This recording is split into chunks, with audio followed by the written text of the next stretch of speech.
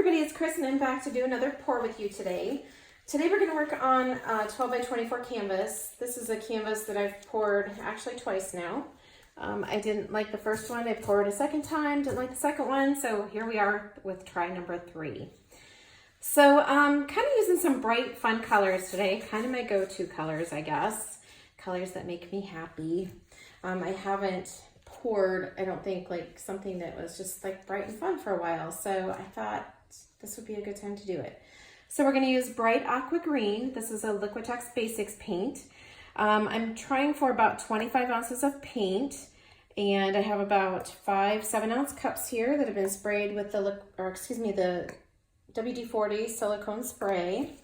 The next color that we're using is mineral blue, so I'm just going to go ahead and layer that on top of the aqua green.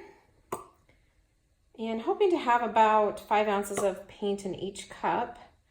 I find that if I do 5 cups on a 12 by 24 canvas, it kind of helps to cover the canvas a little bit easier so that I don't have to worry about trying to stretch it so much.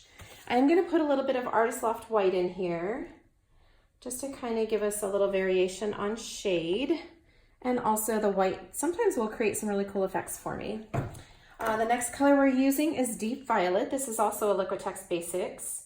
The aqua and this one are Liquitex Basics, and then the mineral blue is a Soho Urban Loft paint. And then because I like the bling, we're going to use some custom silver, and the custom silver is my Liquitex Basics silver paint along with the Rust-Oleum silver glitter paint. And I thought it might be fun just to put a little bit of bling in it. We won't get too crazy with it.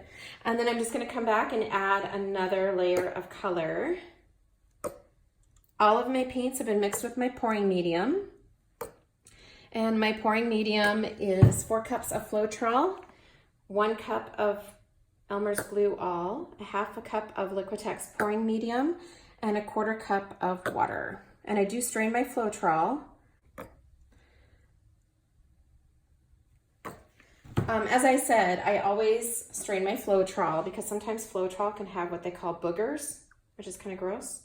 So it's just kind of a little film that kind of attaches to the side of the container, and sometimes it can come out at the most inopportune moments. So I always strain it. Okay, those are looking pretty good. And I think I'll add just a little bit more silver.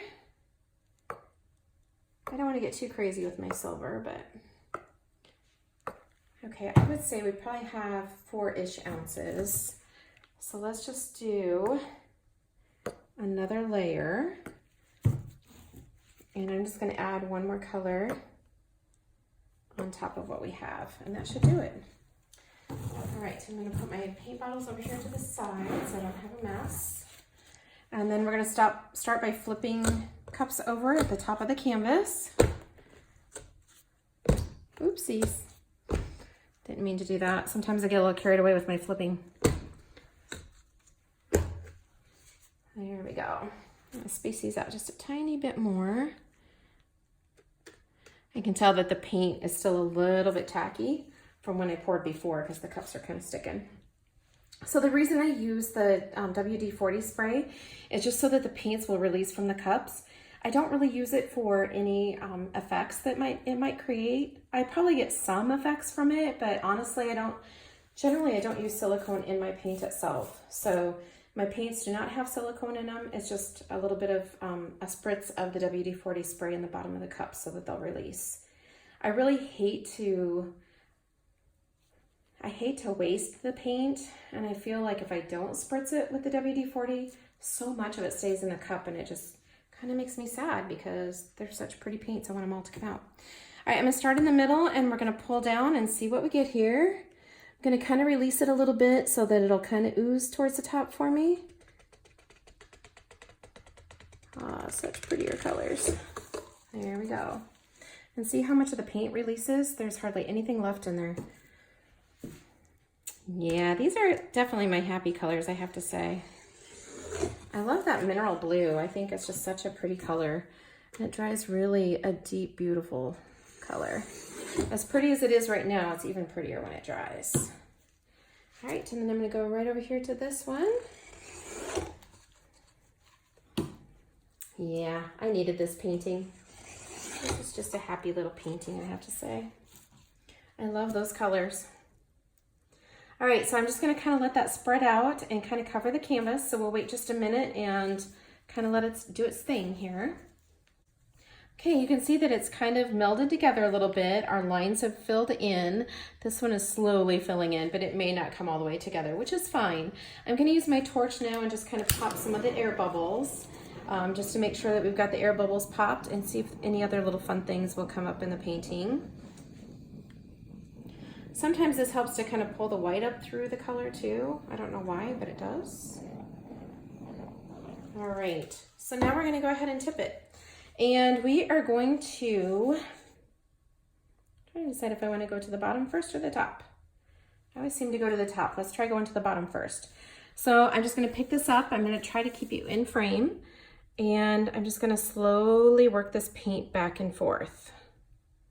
I don't want to get in too big of a hurry because I really do love the colors that were created, as well as some of the effects that I do have in the paint.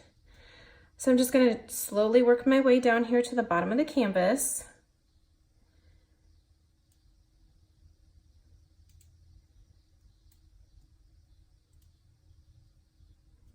And kind of push it over the end over here and then back down.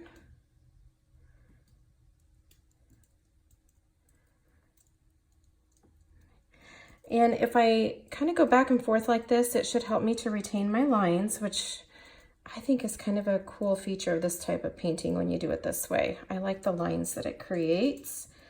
Just gonna go down over the end there. I'm gonna walk it back down and see if I can't get over this left corner a little bit more.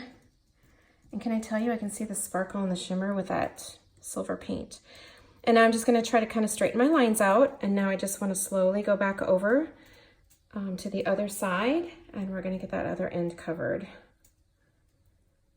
This is really pretty. I love these colors. This is definitely my jam, I have to tell you.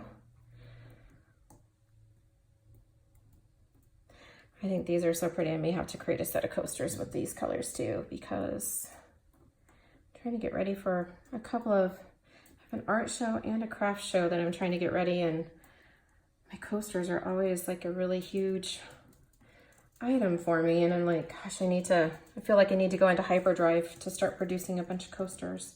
All right, now I'm just gonna try to get that lower right corner covered and see if I can get it to go over.